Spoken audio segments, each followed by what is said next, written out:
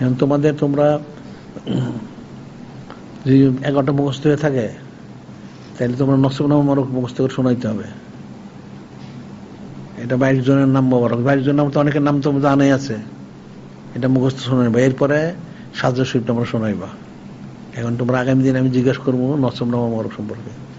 এই 11টা মুখস্থ ঠিক রাখতে হবে, 11টা বলতে হবে, আর ওই নসব নাম মোবারক বলতে হবে, 22 জনের নাম মোবারক।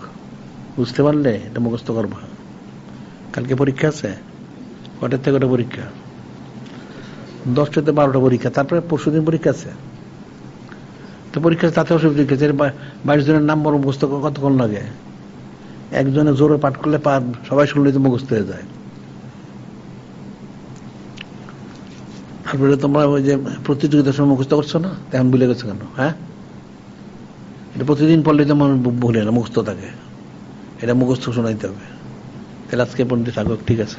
হ্যাঁ, ও কালকে না, আচ্ছা আচ্ছা আচ্ছা, হ্যাঁ কালকে তো জাকাতের আছে, আলোচনা আছে আরেকটার থেকে। হ্যাঁ হ্যাঁ, জাকাত না তো চামড়া, কিছু জাকাত, কোরবানির চামড়া, কোরবানি সংক্রান্ত বিষয়ে কালকে আরেকটার থেকে, কালকে ও 10টা থেকে 12টা পরীক্ষা।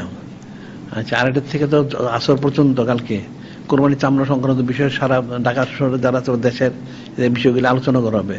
আরেকটার থেকে চামড়া সংক্রান্ত বিষয় কালকে সবাই মনে রাখবা, সবাই উপস্থিত থাকবা।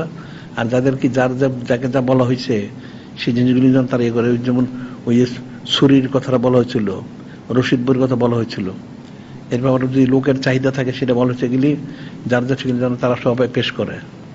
আর প্রত্যেকের অঞ্চল ভিত্তিক যে তাদের প্রতিবেদন, সেই প্রতিবেদনের জন্য দেয়, বা তারপরে রাস্তার উপরে সড়কের যে বিষয়গুলি এগুলো যেন দেয়।